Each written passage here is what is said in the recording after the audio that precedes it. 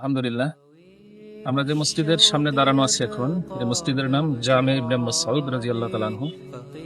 এই মসজিদ প্রতিষ্ঠা করেছেন হযরত মাওলানা মুফতি কাজী আব্দুল গফুর সাহেব দামাত বারাকাতুহুম।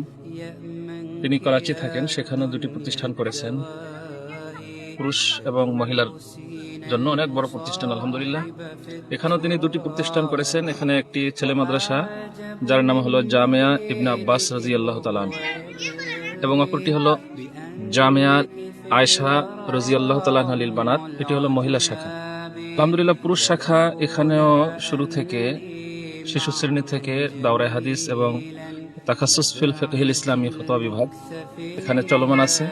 অনুরূপভাবে এখানে যে জামিয়া আয়েশা রাদিয়াল্লাহু তাআলা আনহা লিল বানাত মহিলা শাখা, আলহামদুলিল্লাহ এখানেও শিশু শ্রেণী থেকে দাওরায়ে হাদিস এবং তাখাসসুস ফিল ফিকহিল ইসলামী ফতোয়া বিভাগ, আলহামদুলিল্লাহ মেয়েদের জন্য এখানে তাখাসসুস রাখা আছে।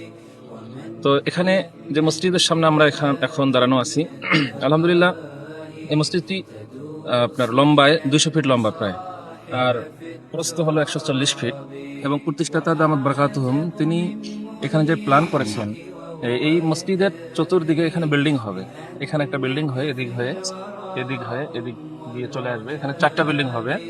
জামিয়া ইবনে আব্বাস রাদিয়াল্লাহু তাআলা আনহু লিল বানিন পুরুষ শাখার যে বিল্ডিংগুলি আপাতত আমরা ওইদিকে চালাচ্ছি, কিন্তু এটা এইদিকেই চলে আসবে স্বতন্ত্রভাবে, এদিকে পুরুষ শাখাটা চলে আসবে। যেহেতু ওইদিকে মহিলা শাখা, তো মহিলা শাখার সাথে যাতে পুরুষ শাখার কোনো সম্পর্ক না থাকে এবং দূরত্ব অবস্থান এটা রাখা যায়, সেহেতু এভাবেই এটা প্ল্যান করা হয়েছে।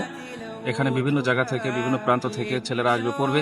মসজিদ বিশাল বড়, এখানে সেই প্ল্যানে কিন্তু এত বড় মসজিদ তৈরি করা হয়েছে। তো দেশবাসীর কাছে দোয়া চাই, প্রতিষ্ঠাতা দামাত বারাকাতুহুম ওনার যে ইচ্ছা, সেই ইচ্ছাটাকে যেন আল্লাহ সুবহানাহু ওয়া তাআলা বাস্তবায়ন করেন এবং ওনার হায়াতে তৈয়্যিবা আল্লাহ সুবহানাহু ওয়া তাআলা দান করেন। আমরা তার জন্য দেশবাসীর কাছে দোয়া চাই। আসসালামু আলাইকুম ওয়া রাহমাতুল্লাহি ওয়া বারাকাতুহু। شواهد أنه فرد جليل على رغم المجادل بالكذاب.